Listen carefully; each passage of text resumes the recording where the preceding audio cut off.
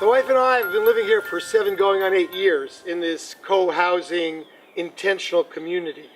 The idea came from Scandinavia, and it's like an Israeli moshav, a collective, where residents own their own apartments or standalone houses, but have shared space, like a common dinner area, and meeting rooms, and guest rooms on each floor that friends stay at for free.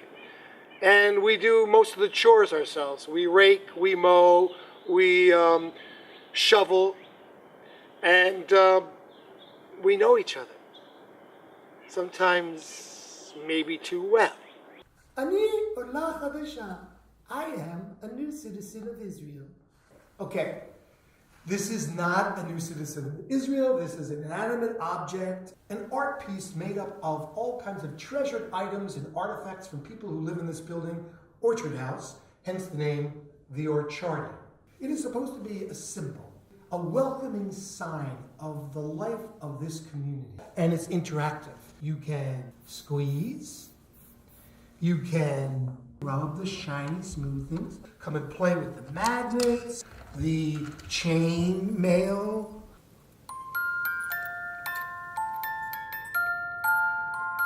For the record, the hair at the top wasn't part of the original design. It was added later playfully as a yarn bombing activity on April Fool's to have fun with the artist, I guess. And for the record, I was commissioned to put this together. Okay. I wasn't actually commissioned. I was invited. There was no money that changed hands. I was asked to do something for this lobby based on my artistic track record. I believe this was the first solo piece that I created for ARBCO, Arboretum Co-Housing, ARBCO. It was fashioned out of branches and twigs that I found around the property.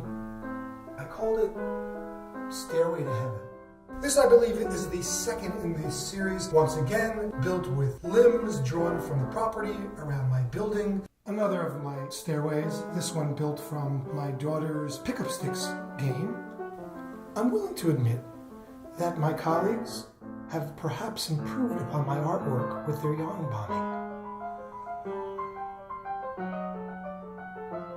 The problem that I have these days, as I prepare to leave America, that we have a president who never admits that he's wrong. That it's possible other people could do things better. This is an example of my friends taking things a bit too far. There's nothing of my original painted broomstick handle in this Stairway to Heaven. As you'll notice, the broomstick has been completely consumed with no exit or entrance by this yarn bomb. This is a symbolic piece of work for me. It has something to do with American politics, Israeli politics, wall or no wall, no compromise.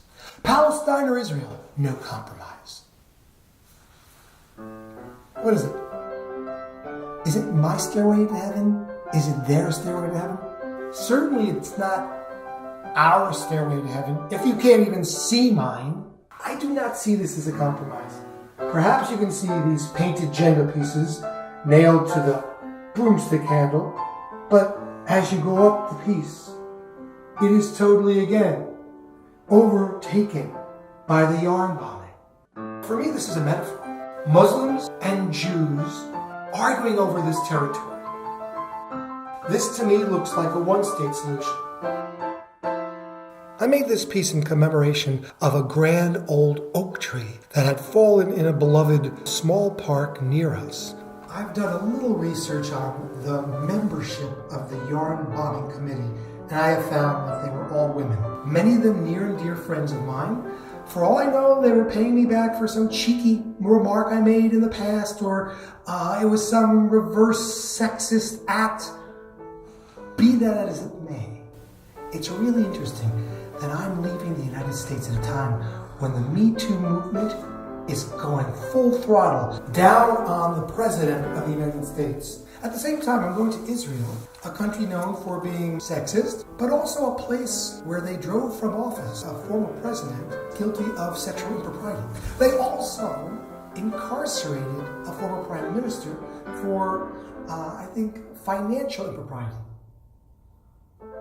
Where we're going is beautiful, a modern apartment building in Tel Aviv. But it's, basically stone, glass, and metal, corporate feeling, institutional almost, though beautiful, and there's no opportunity that I've seen so far since visiting for people like me to put up personal artwork. Certainly nothing as quirky, or as one person in the building called it, a little bit too folksy for their taste. My wife and I have loved living here, and we're going to miss a lot of friends that we've made in this community. We hope they'll visit us in Israel. But for the record, we're going just to an apartment building, no guest rooms on every floor, and our apartment is maybe a third the size of what we have here. So you're gonna have to stay in a hotel or an Airbnb. And maybe I can work something out with some Israelis, if they treat me well.